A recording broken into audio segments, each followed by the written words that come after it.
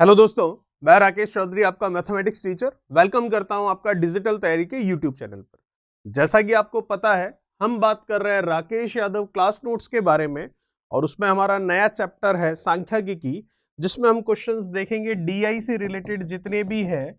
और इसमें जो क्वेश्चन दे रखे हैं राकेश यादव क्लास नोट्स में, वो पाई चार्ट और लाइन चार्ट इन्हीं के क्वेश्चन है हमारे पास। जैसा कि आप देख सकते हैं, पार्ट में मैंने कुछ भी नहीं लिखा, 1 2 3 ऐसा कुछ भी नहीं है, क्योंकि इसको हम एक ही पार्ट में कंप्लीट करेंगे, क्योंकि ज्यादा इसमें क्वेश्चंस नहीं है। चलिए स्टार्ट करते हैं। देखिएगा, हमारे पास इसमें 3 से 4 डीआई मिलेगी आपको। तो सबसे पहली डीआई जो है वो आपको क्या कह रही है, देखिए ये है आपके पास टोटल स्टूडेंट्स, कुल छात्र, जो कि कितने हैं 8550। और वो है जो कि पास हुए हैं इन्हीं में से, जो कि कितने हैं 5700 5700। और ये जो आपको दे रखा है अलग अलग, यहां पर ये दे रखा आपको क्या, स्कूलों के नाम दे रखे हैं। School A B C D E F, और इधर भी school A B C D E F G, और इधर भी जी तक स्कूल के नाम दे रखे हैं। तो टोटल जो स्टूडेंट्स हैं वो आप देख सकते हो 8550 है, जो कि ए से जी नाम के स्कूल में एडमिशन लेते हैं और इतने इतने परसेंटेज एडमिशन लेते हैं। मतलब 8550 है तो उसका 22% स्कूल ए में एडमिशन लेता है, उसका 15% स्कूल बी में एडमिशन लेता है। इसी तरह से ये जी स्कूल तक जानकारी दे रखी है। अब इन 8550 में से 5700 जो स्टूडेंट्स हैं वो पास होते हैं, और वो पास होने का तरीका भी ये है कि स्कूल ए में 18% पास होते हैं। मतलब 5700 जो है उनका 18% जो है वो ए स्कूल में पास होता है, क्योंकि पास होने वाले टोटल कितने हैं 5700। और 17%, मतलब 5700 टोटल पास होने वाले हैं, उनका 17% बी स्कूल से पास होता है। तो ये है इस पाई चार्ट का मतलब। ठीक है, अब देखिएगा, जैसा कि आप यहां देख पा रहे हैं कि ये एक पूरा व्रत बन रहा है। तो ये व्रत बन रहा है और ए से जी तक स्कूल है, परसेंटेज में है, तो इसका मतलब ये टोटल वैल्यू परसेंटेज में कितनी है, अपने आप में 100%। और ये भी अगर देखें तो अपने आप में कितना है 100%। और 100% का मान कितना है 8550 के बराबर। और यहां पर ये भी 100% है पूरा अपने आप में, जिसका मान कितना है 5700 के बराबर। ठीक है, अब क्वेश्चन जैसे जैसे हमको पूछेगा वैसे वैसे हम इसका आंसर निकालते रहेंगे। क्या कह रहा है क्वेश्चन, देखिए पहला, स्कूल ए में उत्तीर्ण हुए छात्रों और कुल छात्रों का अनुपात क्या होगा। दो तरीके हैं इसको करने के। एक तो ये कि स्कूल ए में उत्तीर्ण हुए छात्रों और कुल छात्रों का अनुपात क्या होगा। तो स्कूल ए में उत्तीर्ण होने वाले छात्र और कुल छात्र, तो टोटल उत्तीर्ण होने वाले, पास होने वाले कितने 5700। ए से कितने पास होते हैं 18%। तो 5700 का 18% निकाला जाए तो ए से उत्तीर्ण होने वाले छात्र आ गए।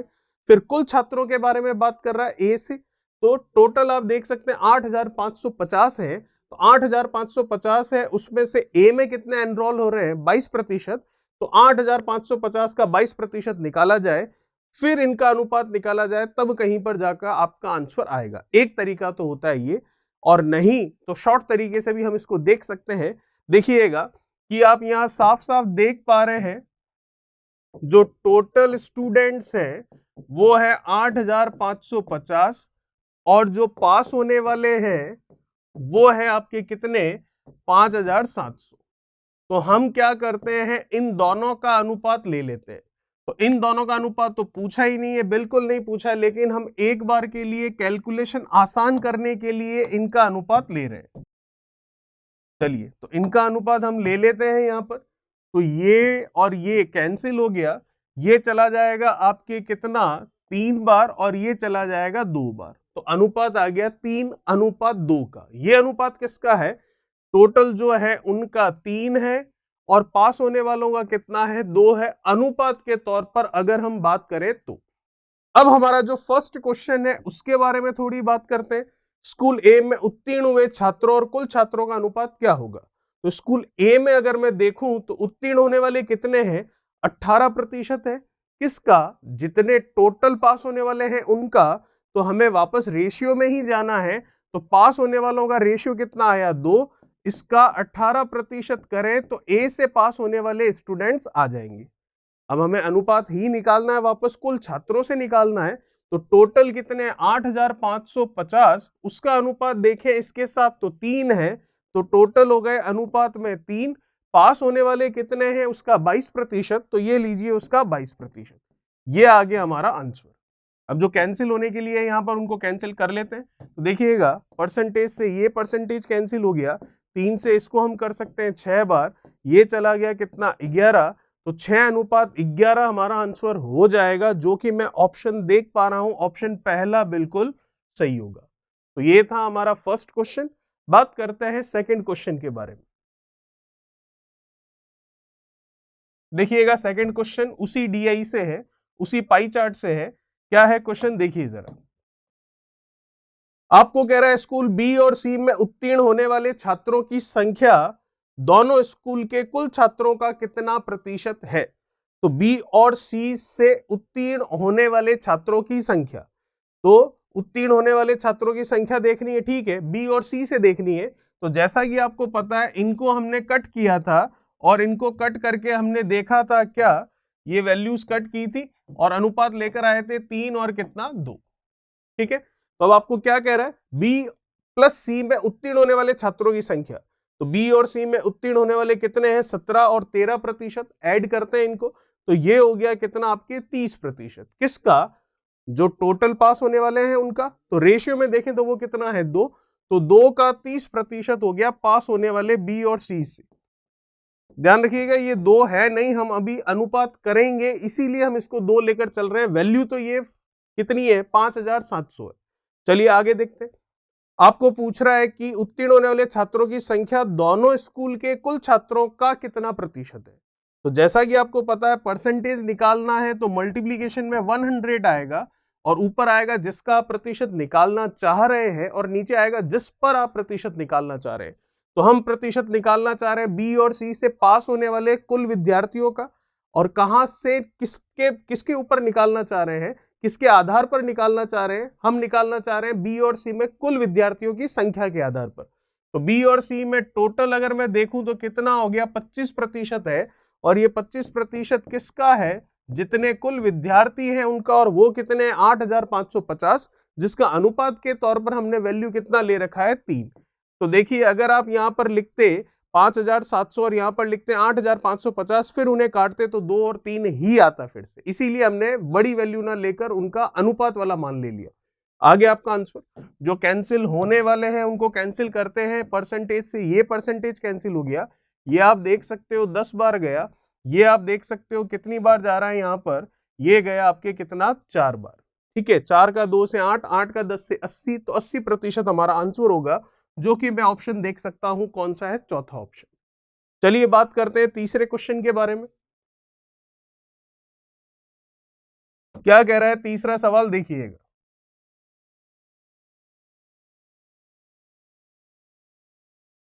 टोटल स्टूडेंट्स और पास होने वालों का हिसाब हमें पता है, ये 3 और ये कितना 2, ठीक है।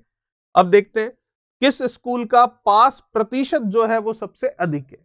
अभी देख लेते हैं, ऑप्शन के हिसाब से ही करना पड़ेगा। स्कूल तो हमको ए से जी तक दे रखी है, हर एक का चेक करने की जरूरत नहीं है, उन्हीं 4 को चेक करना है जो ऑप्शन में है। तो सबसे पहला ऑप्शन है बी, मतलब स्कूल बी के बारे में बात कर रहा है। चलिए बात करते हैं स्कूल बी की। आपको यही पूछ रहा है ना किसका पास परसेंटेज सबसे ज्यादा होगा, अभी निकाल लेते हैं। तो पासिंग का आपको परसेंटेज पूछ रहा है, तो चेक करते हैं सबसे पहले बी के लिए। तो बी में देखिए कितने पास हो रहे हैं, 17% में पास हो रहे हैं। किसका, 2 का। वैसे तो 5700 का है वो, लेकिन अगर हम बात करें इकाई मतलब अनुपात के तौर पर, तो हम उनको 3 और 2 के अनुपात में बांट चुके, तो इसका मतलब 17% पास हुआ है। तो 17 इंटू 2 कर लिया, कितना हो गया ये 34 प्रतिशत निकालना आपको। तो प्रतिशत निकालना है, तो इसका मतलब बी में टोटल स्टूडेंट्स कितने हैं वो देखना पड़ेगा। तो कितने हैं 15%, किसका 3 का, तो ये 3 का हमने ले लिया 15%। अब 17%, 15%, ये प्रतिशत से प्रतिशत कट गए तो 17 और 15 ही रह गया। अगर मैं यहाँ 5700 लिखता और यहाँ 3 की जगह 8550 लिखता, फिर उन्हें काटते तो भी 2 और 3 ही आता, तो हमने सीधा वही लिखा है। परसेंटेज पूछ रहा है तो मल्टीप्लीकेशन में लगा लेंगे 100, तो यहां से कुछ वैल्यू निकलेगी, देखिएगा दूसरा किसके लिए है, स्कूल सी के लिए बात कर रहा है। स्कूल सी में देखते हैं कितने हैं, 13, कितने का, 2 का, तो अब सीधा ही लिखते हैं 13 इंटू 2 कितना, 26। फिर टोटल कितने हैं सी में वो देख लेते हैं, कितने हैं, 10% किसका, 3 का, तो ये हो गया कितना, 30। कोई दिक्कत वाली बात नहीं है, कुछ कैंसिल हो रहा है, बिल्कुल हो रहा है, ये आ गया 13 और ये आ गया 15। ठीक है यहां तक। चलिए बात करते हैं अगला, कौन सा है, ई, स्कूल ई के बारे में बात करते हैं। ई के लिए अगर देखें तो कितने हैं पास होने वाले, 9% किसका, 2 का, तो 9 का 2 से सीधा ही गुणा किया, 18। टोटल कितने हैं वो देख लेते हैं, ई 8, 8 का 3 से कितना, 24। इसको मैं कैंसिल करके क्या लिख सकता हूं, 6 से कर सकते हैं 3 और 6 से कर सकते हैं 4, 3/4। अब प्रतिशत की बातें हो रही है तो आप गुणा में 100 लगाओगे तो भी चल जाएगा।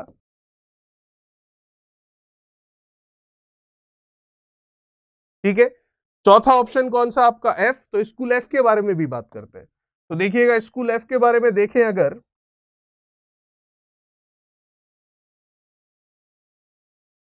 स्कूल एफ के लिए देखें तो कितने हैं पास होने वाले, 15, 2 इंटू 15 कितना हो गया, ये 30।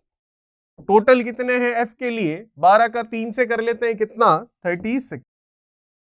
फिर प्रतिशत है तो गुणा में 100 तो आप लगा ही लोगे, ये 6 से कर लिया 6 बार, ये 6 से कर लिया 5 बार।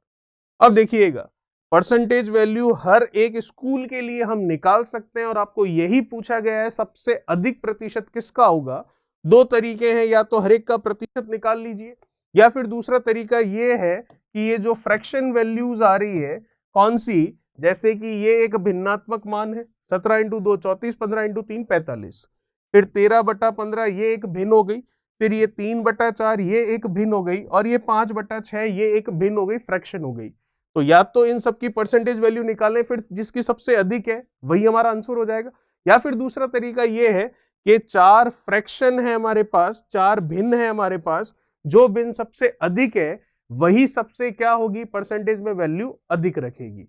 तो कंपैरिजन करेंगे तो ऑप्शन जो आपका सेकंड है स्कूल सी, उस पर हम जाएंगे। इसका मतलब 13/15 जो भिन्न है वो सबसे बड़ी होगी।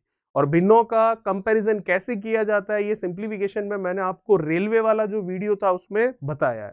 ठीक है, चलिए ये था क्वेश्चन नंबर आपका तीसरा। बात करते हैं नेक्स्ट क्वेश्चन, क्वेश्चन नंबर चौथे के बारे में। क्या कह रहा है क्वेश्चन नंबर चौथा, देखिए जरा।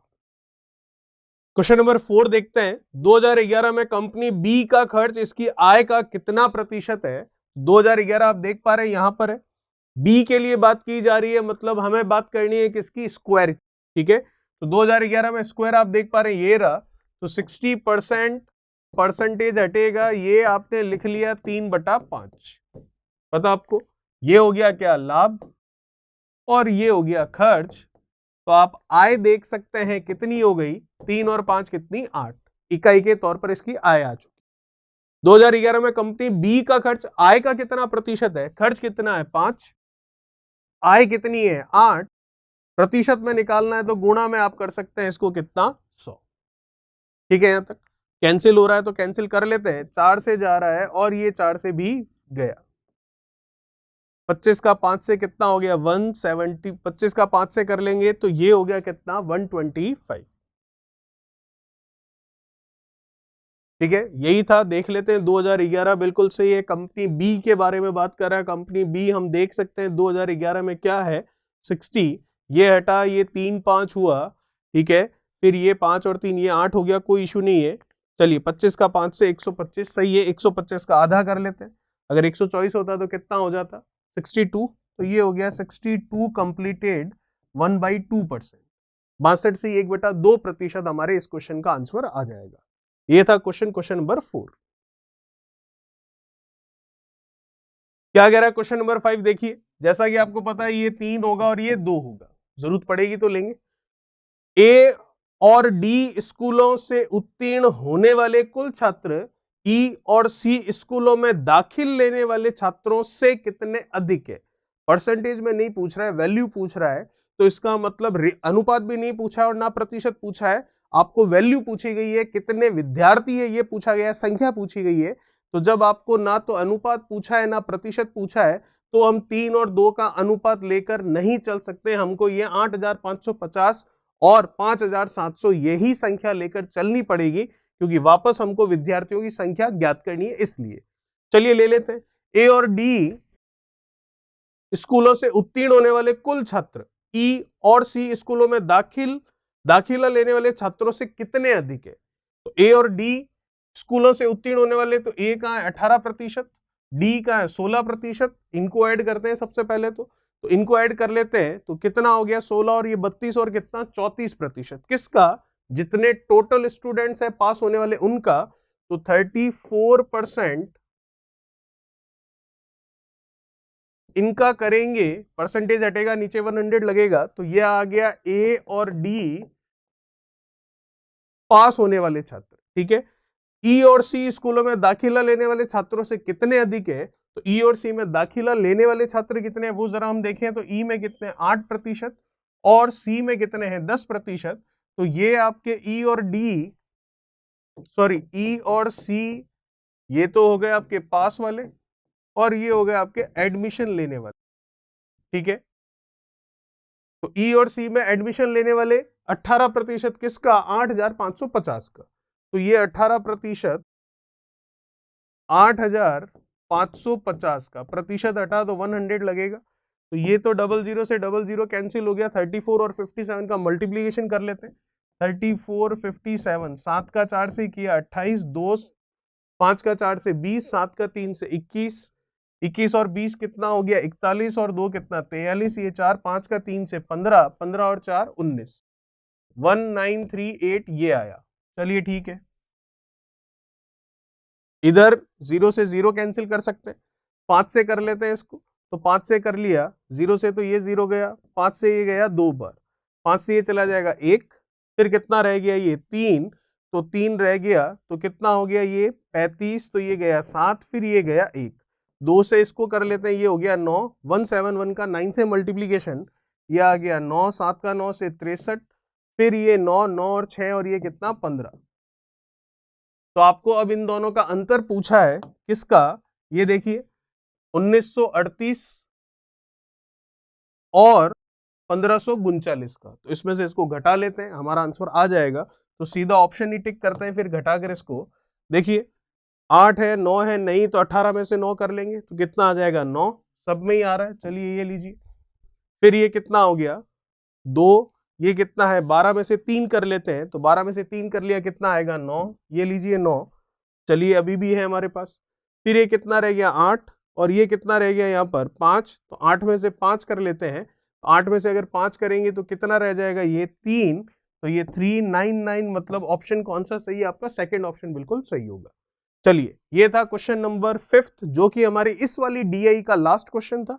नेक्स्ट डीआई का पहला क्वेश्चन हम देखते हैं।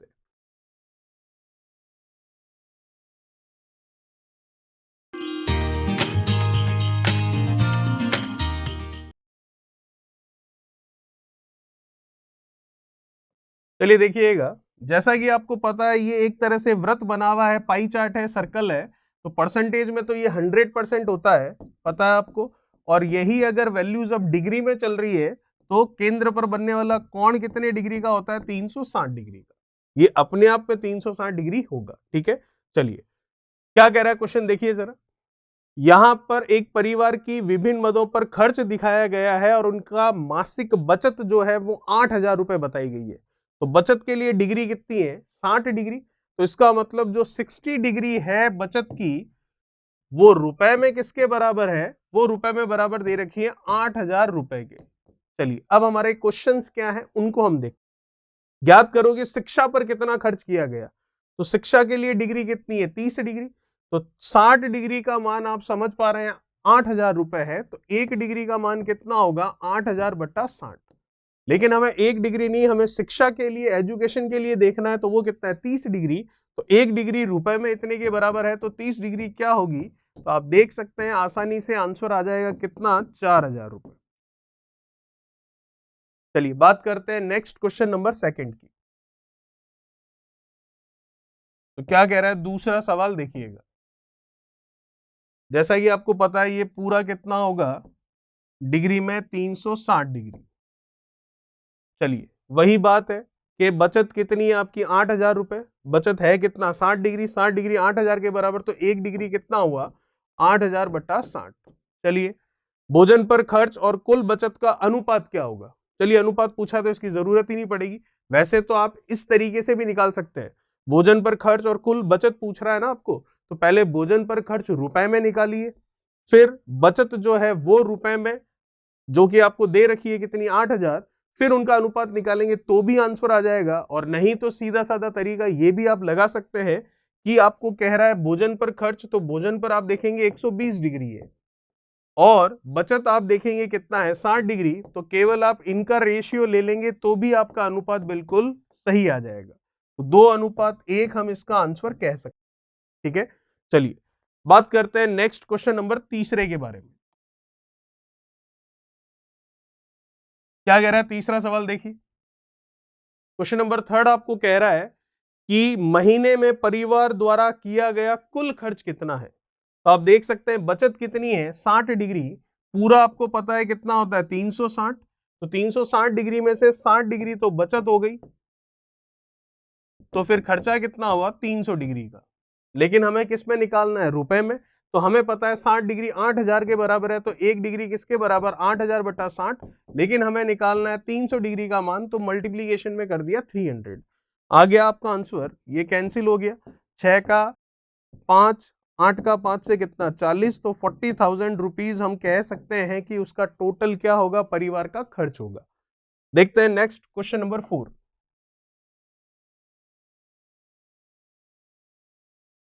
क्या कह रहा है चौथा सवाल, ज्ञात करो कि भोजन पर घर से कितना ज्यादा खर्च किया गया है। अभी देख लेते हैं भोजन पर कितना, आप देख पा रहे हैं 120 डिग्री, और घर पर आप देख पा रहे हैं कितना है 105 डिग्री। तो पहले तो डिग्री में कितना ज्यादा है वो बात करते हैं। तो ये हो गया डिग्री में 15 डिग्री ज्यादा। 1 डिग्री का मान निकालना है, जैसे कि आपको पता है बचत 60 डिग्री है और रुपए में 8,000 है, तो 1 डिग्री कितना हुआ 8,000 बटा 60। लेकिन 15 डिग्री रुपए में देखना है तो 15 से मल्टीप्लाई करवा दिया, ये गया कितना 4, ये गया कितना 2,000, तो हम कह सकते हैं हमारा आंसर होगा 2,000। चलिए ये था क्वेश्चन नंबर 4। बात करते हैं नेक्स्ट। देखिएगा क्वेश्चन नंबर 4 के बाद में नेक्स्ट डीआई आ रही है। ठीक है, वो घर परिवार वाला खर्च वाला भोजन और वो सब डीआई खत्म हो चुकी है, नेक्स्ट डीआई है पाई चार्ट ही है, लेकिन जानकारी कुछ और है। क्या है जानकारी, देखते हैं।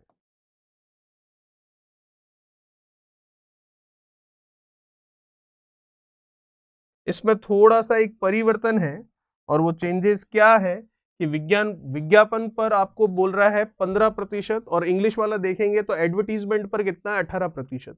तो कंफ्यूजन हो रहा है 15% सही है या 18% सही है। तो वैल्यू जो है ये 15 नहीं होगी, ये 18% होगा विज्ञापन के लिए। तो यहाँ ले लेते हैं हम कितना 18%। ठीक है, क्योंकि ये 18% ही है, इंग्लिश में सही लिखा हुआ, हिंदी में लिखते टाइम थोड़ी सी प्रॉब्लम हो गई है। बात करते हैं क्वेश्चन के बारे में।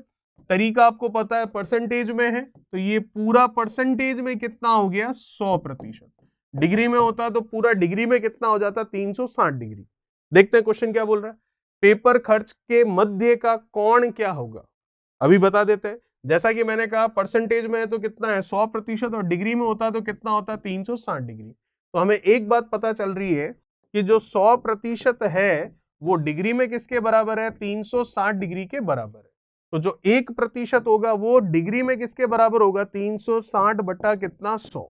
ठीक है, लेकिन हमें 1% का डिग्री नहीं पूछा है, हमें पूछा गया पेपर खर्च के लिए कितने डिग्री कोण होगा। तो पेपर खर्च के लिए आप देख सकते हैं परसेंटेज कितना 10%, 1% का मान आपको पता है, तो 10% का मान कितना होगा 10 से मल्टीप्लाई कर लेंगे, ये कैंसिल हो गया, ये कैंसिल हो गया, तो 36 डिग्री हमारे इस क्वेश्चन का आंसर आ जाएगा। बात करते हैं सेकंड नंबर के बारे में। क्या कह रहा है क्वेश्चन नंबर सेकंड, यदि प्रिंटिंग खर्च 17,500 रुपए है तो रॉयल्टी क्या होगी ये बताइए। अभी बता सकते हैं, देखिएगा प्रिंटिंग खर्च के बारे में बात करें तो प्रिंटिंग खर्च अगर हम देखें तो परसेंटेज में कितना है प्रिंटिंग खर्च 35%, रुपए में कितना है 17,500, तो 35% 17,500 के बराबर, तो 1% का मान क्या हुआ 17,500 बटा 35। लेकिन हमें 1% नहीं निकालना है, हमें निकालना है रॉयल्टी के लिए। तो रॉयल्टी के लिए आप देखेंगे कितना है, 15%। तो मल्टीप्लाई करवा दिया कितना, 15 से, क्योंकि 1% अगर रुपए में इतने के बराबर है तो 15% का मान रुपए में क्या होगा, तो 15 से गुणा हो गया। बस अब हम निकाल सकते हैं आंसर। 35 175 को कैंसिल कर सकता है कितनी बार, तो अगर इसको कैंसिल कराएंगे तो ये हो गया कितना आपके 70, 140, तो ये 5 बार जा रहा है। ठीक है, ये हो गया कितना 500, 15 का 5 से कर लेते हैं 75, और ये 00, तो हम कह सकते हैं 7500 रुपए। चलिए बात करते हैं क्वेश्चन नंबर तीसरे के बारे में। क्या कह रहा है इस डीआई का तीसरा सवाल, देखिए जरा। यदि अन्य खर्च 6000 रुपए है तो ज्ञात करें जल्द का खर्च रॉयल्टी से कितना अधिक होगा। अन्य खर्च परसेंटेज में कितना है, 4%, और रुपए में कितना है 6000, तो मैं कह सकता हूं 4% 6000 रुपए के बराबर है। तो 1% कितना हुआ, 1% हो गया 6000/4 के। कोई दिक्कत नहीं, यहां पर हमको कह रहा है ये ज्ञात करना कि जल्द का खर्च रॉयल्टी से कितना अधिक होगा। तो जल्द के लिए अगर मैं देखूं कितना है 18%, और रॉयल्टी के लिए अगर हम देखें तो कितना है 15%। तो ये प्रतिशत में कितना ज्यादा दिख रहा है, 18 और 15, ये प्रतिशत में ज्यादा है 3%। तो हमें ये प्रतिशत की वैल्यू रुपए में निकालनी है। तो 1% का मान रुपए में ये रहा आपके सामने, तो 3% का मान रुपए में क्या होगा, इसको सिर्फ 3 से मल्टीप्लाई करना। बस आ गया हमारा आंसर। कैंसिल हो गया कितना 15, और ये आ गया कितना 4500 रुपए।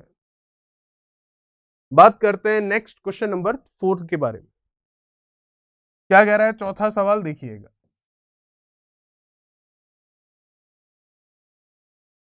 प्रिंटिंग खर्च का मध्य कोण विज्ञापन के कोण से कितना अधिक है। तो सबसे पहले तो जो मैंने आपको कहा था कि ये 15% नहीं है, विज्ञापन के लिए कितना है यहाँ पर 18%, उसको सही कर लेते हैं ताकि आंसर सही आए। चलिए अब वापस क्वेश्चन देखते हैं क्या कह रहे हैं। प्रिंटिंग खर्च का मध्य कोण विज्ञापन के कोण से कितना अधिक है। चलिए देखते हैं। प्रिंटिंग के लिए अगर प्रतिशत देखें तो कितना है 35%, विज्ञापन के लिए प्रतिशत देखें तो कितना है 18%। ठीक है, और ये पूरा जैसा कि आपको पता है कितना है 100%, और डिग्री में कितना है 360 डिग्री। तो हम कह सकते हैं 100% का मान डिग्री में है 360, 1% का मान होगा 360/100। लेकिन हमें 1% नहीं निकालना है डिग्री में, हमें निकालना है कि प्रिंटिंग वाला खर्च विज्ञापन से कितना अधिक है। तो आप देख सकते हैं ये 35% है, और ये आप देख सकते हैं कितना है 18%। तो प्रतिशत में अगर हम बात करें तो कितना ज्यादा है 17%। तो 17% का मान ही डिग्री में बताना है। तो 1% का मान ये है, तो 17 का मान क्या होगा, 17 से गुणा कर लेते। ये कैंसिल हो गया 0 से 0। 36 का 17 से मल्टीप्लाई कर लेते हैं, और नीचे 10 है तो पॉइंट लगा लेंगे। चलिए कर लेते हैं, कितना होगा देखिए 36, और ये कितना 17, 6 का 7 से कितना 42, 7 का 3 से 21, और ये 6 हो गया आपके 27, 27 और 4 31, और ये 3 और ये 3 कितना 6, तो 612 आ रहा है। पॉइंट लगाना है तो हम कह देंगे कितना 61.2। तो आंसर हो गया 61.2 डिग्री जो है वो हमारे इस क्वेश्चन का आंसर हो जाएगा। चलिए ये था क्वेश्चन नंबर 4। बात करते हैं नेक्स्ट क्वेश्चन नंबर 5 के बारे में, जो कि इस डीआई का लास्ट क्वेश्चन है। फिर एक और डीआई है जिसको लाइन डायग्राम कहते हैं हम, उसके 4 क्वेश्चन है, फिर ये आपका टॉपिक पूरा हो जाएगा राकेश यादव क्लास नोट से। चलिए, पेपर का खर्च प्रिंटिंग खर्च का कितने प्रतिशत है। प्रतिशत पूछा मतलब मल्टीप्लीकेशन में 100। पेपर का खर्च प्रिंटिंग खर्च का कितने प्रतिशत है। तो पेपर खर्च कितना दिख रहा है आपको यहाँ पर 10%। ये जो है ये प्रिंटिंग खर्च का कितना प्रतिशत है, तो तुलना हो रही है पेपर खर्च की किससे, प्रिंटिंग खर्च से। तो पेपर खर्च है 10%, प्रिंटिंग खर्च है 35%। तो हमें तो ये बताना है 10% 35% का कितना प्रतिशत है। निकाल लेते हैं। 5 से गया और 5 से गया, 1/7 इंटू 100 अगर हम कहें, मतलब 1/7 की परसेंटेज वैल्यू 14 से ही 2/7 होती है, उसका डबल करना है तो कितना हो जाएगा, ये हो जाएगा 28 सही 4/7%। ये था हमारा क्वेश्चन नंबर 5। बात करते हैं नेक्स्ट डीआई के बारे में। ये जो डीआई आपके सामने दिख रही है इनको कहते हैं हम लाइन डायग्राम। वो थे पाई चार्ट और ये है लाइन चार्ट। चलिए, ये आपको यहाँ पर 20, 30, 40, 50, 60 वैल्यू दे रखी है और अलग से भी वैल्यू लिख रखी है इन सब की, जो कि यहीं से लेकर लिखी हुई है। और ये जो ट्रायंगल है वो कंपनी ए के लिए है और ये जो स्क्वायर है वो कंपनी बी के लिए है। और है क्या चीज, ये लाभ बताया गया है वो भी परसेंटेज में। और ये 2010, 11, 12, 13, 14 और 2015 तक के बारे में जानकारी है। तो अगर केवल इसके बारे में मैं आपको बताऊं तो ये ट्रायंगल है, मतलब कंपनी ए हो गई, 30 लिखा हुआ है मतलब 30% लाभ हो गया, और 2010 के ऊपर लिखा मतलब 2010 में कंपनी ए का लाभ कितना है, 30%। फिर अगर इसके बारे में जानकारी दूं तो ये स्क्वायर है, इसका मतलब कंपनी बी के बारे में बात कर रहा है। कहां है, 2012 पर है, तो 2012 में कंपनी बी का परसेंटेज प्रॉफिट कितना था, 50% प्रॉफिट था। तो इस डायग्राम का मतलब ये है। अब देखते हैं हम हमारे क्वेश्चन को। 4 क्वेश्चन है, इसके एक एक करके देखते हैं क्या कह रहा है। सबसे पहला क्वेश्चन, कंपनी ए के प्रतिशत लाभ में 2011 से 2012 के बीच कितने प्रतिशत की वृद्धि हुई। कंपनी ए की बात कर रहा है, मतलब ट्रायंगल हमको पकड़ना है। 2011 से 2012 में कितनी वृद्धि हुई ये देखना है। तो 2011 ये रहा, 2012 ये रहा। कंपनी ए कितना है 45, फिर कितना हो गया ये 60। तो 45% से 60% इंक्रीमेंट हुआ है। तो परसेंटेज में इंक्रीज कितना हुआ है, तो ये 15% बड़ा है। किस पर बड़ा है, 45% पर। हमको प्रतिशत में ही निकालना है, तो गुणा में क्या करेंगे, 100 कर लेंगे। कैंसिल हो रहा है, बिल्कुल हो गया। ये हुआ, बिल्कुल हुआ।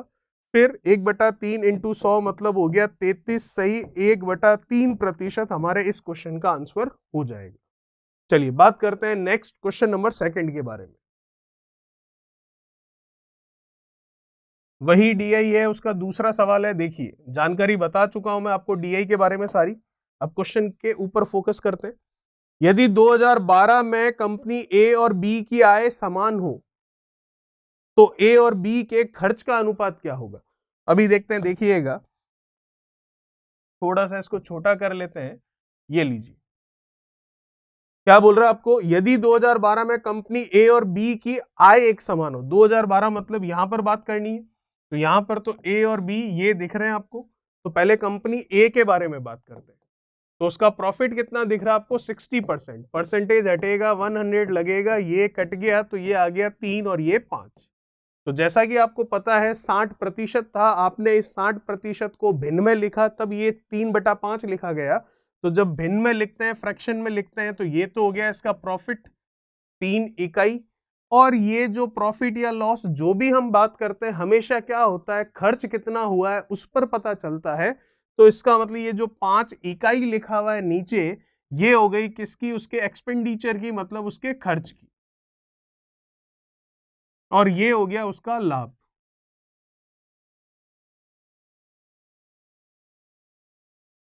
कोई दिक्कत नहीं। कंपनी बी के लिए भी इसी तरह से बात कर लेते हैं। कंपनी बी का 2012 में कितना देख पा रहे हैं, 50% है प्रॉफिट। तो 50% है, उसको हम भिन्न में लिखेंगे तो नीचे 100 लग जाएगा, प्रतिशत हटने पर ये कैंसिल हो गया, ये 1/2 हो गया। तो जैसा कि आपको ऊपर पता है ये क्या है, लाभ है, क्योंकि ये परसेंटेज जो है वो किसका है, प्रॉफिट का ही है, इसीलिए ये लाभ हो गया। अब लाभ हो या हानि हमेशा किस पर होती है, जितना खर्च हुआ है उससे पता चलता है। तो आधार ये क्या हो गया, इसका खर्चा हो गया। चलिए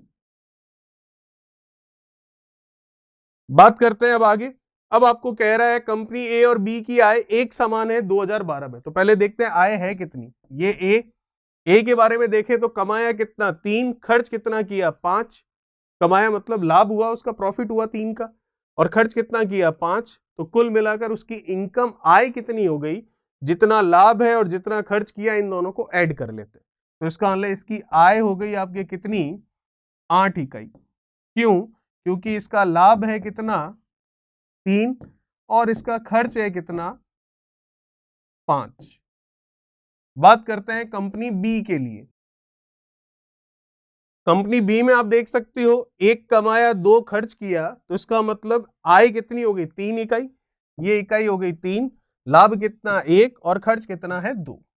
अब प्रश्न ये कह रहा है आपको कि ए और बी की आय एक समान है, लेकिन यहां पर अगर मैं देखूं तो ए और बी की आय एक समान नहीं दिख रही है।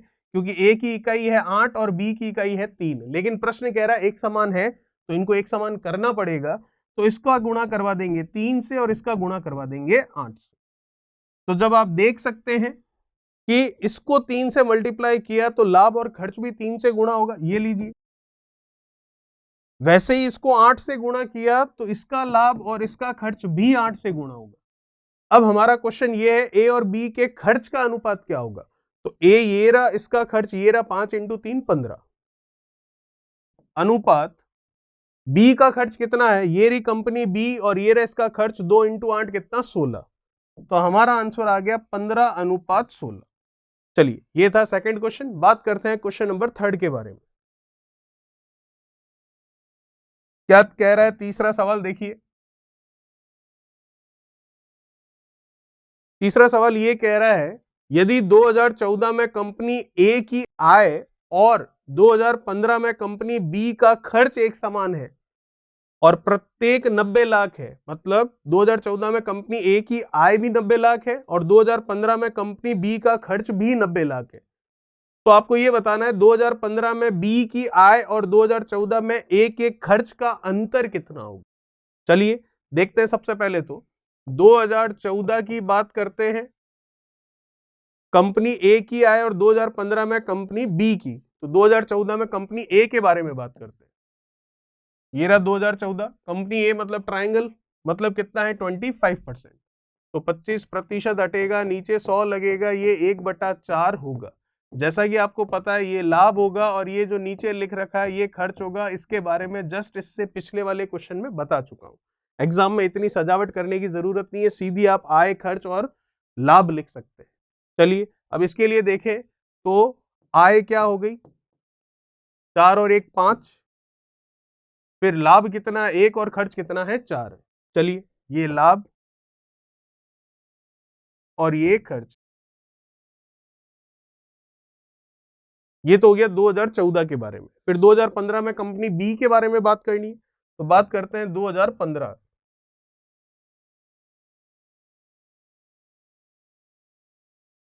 देखते हैं 2015 कंपनी बी के बारे में, तो देखिएगा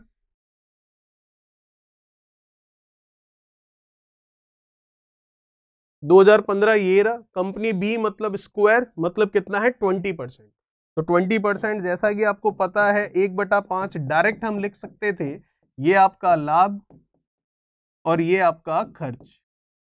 तो फिर आय आप देख सकते हैं कितनी होगी, तो आय आप देख सकते हैं 5 और 1 ये कितनी हो गई 6 हो गई इकाई के तौर पर। अब प्रश्न हमें क्या कह रहा है, 2014 में कंपनी ए की आय, तो 2014 ये रहा कंपनी ए की आय, ये रही कितनी है 5 इकाई, ये बराबर है 2015 में कंपनी बी के खर्च के, तो 2015 ये रहा कंपनी बी, ये रही खर्च आप देख पा रहे हैं कितना है 5 इकाई। इसका मतलब बिल्कुल सही है। तो आपको ये रुपए में किसके बराबर दे रखा है 90 लाख रुपए के, तो कुल मिलाकर 5 इकाई का मान 90 लाख के बराबर है, तो 1 इकाई का मान कितना होगा 90/5। पीछे जो लाख है वो आपको ऑप्शन में भी वैसे ही मिलेगा और आप चाहें तो 5 जीरो और लगा सकते हैं, उससे कोई फर्क पड़ेगा नहीं। चलिए अब आगे देखते हैं क्या पूछ रहा है आपको कह रहा है 2015 में बी की आय और 2014 में ए के खर्च का अंतर क्या होगा। तो 2015 में बी की आय, ये रहा 2015, ये रहा बी, इसकी आय देखूं तो कितनी है 6 इकाई है, तो ये 6 इकाई, और 2014 में ए के खर्च का अंतर, तो 2014 ये रहा कंपनी ए, ये रही खर्च कितना है 4, तो 6 और 4 का अंतर अगर मैं इकाई में देखूं तो कितना है 2, उसको मुझे रुपए में ज्ञात करना है, तो मल्टीप्लीकेशन में कर दिया कितना, ठीक है, तो 90/5 कर लेते। कितनी बार चला गया, ये चला गया आपके 18 बार, 18 को 2 से कितना 36, और ये 36 लाख रुपए जो है वो हमारे इस क्वेश्चन का आंसर हो जाएगा। ये था क्वेश्चन नंबर 3। बात करते हैं नेक्स्ट क्वेश्चन, क्वेश्चन नंबर 4 के बारे में, जो कि हमारे इस डीआई का और हमारे इस चैप्टर का क्या होगा, लास्ट क्वेश्चन होगा। जैसा कि मैंने आपको कहा था कम ही क्वेश्चन है, छोटा ही चैप्टर है बुक में, मतलब आपकी राकेश यादव क्लास नोट्स में, तो हमने इसको एक ही वीडियो में कंप्लीट कर लिया है, पार्ट 1 2 3 ऐसा कुछ भी नहीं है। चलिए क्वेश्चन देखिए क्या कह रहा है, 2011 में कंपनी बी का खर्च इसकी आय का कितने प्रतिशत है। 2011 आप देख पा रहे हैं ये रहा, कंपनी बी, मतलब स्क्वायर के बारे में बात कर रहे हैं। तो 2011 में कंपनी बी का खर्च, इसकी आय का, तो बी का खर्च कितना होगा अभी देखते हैं। कितना परसेंटेज है, 45%। ये हटेगा, ये कैंसिल होगा, 5 से गया 9 और ये 5 से गया कितना, 20। जैसा कि आपको पता है ये लाभ है और ये कितना, ये क्या है आपके, इसका खर्च है। आय कितनी होगी देख लो यहीं से, इसकी आय हो गई कितनी, 20 और 9 कितना, 29 इकाई चल रही है। तो 2011 में कंपनी बी का खर्च कितना है, 20। इसकी आय का कितना प्रतिशत है, और आय कितनी है, 29। तो इसका मतलब 20 29 का कितना प्रतिशत है वो हमें ज्ञात करके बताना, ये पूछा गया आपको। तो निकाल सकते हैं हम आराम से, तो इसकी परसेंटेज वैल्यू निकल जाएगी और फाइनली आपके पास आंसर आ जाएगा। कैसे निकालेंगे, 100 है, 29 से करेंगे, ठीक है। कितनी बार जा रहा है, तो आप देख सकते हैं ये जाएगा कितनी बार, 3 बार, ठीक है। तो 3 बार ही जाएगा क्योंकि 4 बार में तो ज्यादा हो जाएगा, तो 3 बार जाएगा। तो कितना हो गया, अगर 30 होता तो 30 60 90, 3 कम कर लेते हैं तो कितना हो गया, 87। इसमें से इसको कम कर लेते हैं, कितना हो जाएगा, ये रह गया आपके पास कितना, 13। तो यहां पर देखें तो अब नहीं जा रहा है, तो 3 सही 13 बटा कितना है, ये 29 है। ये वैल्यू किसकी है, 1/29 की परसेंटेज वैल्यू है। तो इसका 20 से मल्टीप्लाई करवाएंगे तो हमारे पास आंसर आ जाएगा। तो इसका करवाएंगे 13 का 20 से, तो कितना हो जाएगा, 260। और 3 का हम करवाएंगे 20 से, तो ये कितना हो जाएगा आपके 60। फिर 260 में 29 का फिर से आप भाग देकर वैल्यू निकाल लेंगे। ये था हमारा क्वेश्चन नंबर 4, जो कि लास्ट क्वेश्चन था। बात करेंगे नए वीडियो की, नए पार्ट की, नए चैप्टर के साथ। तब तक चैनल को सब्सक्राइब, वीडियो को लाइक, शेयर और कमेंट बॉक्स में कमेंट्स कीजिए। Thank you so much. Please like, share, subscribe.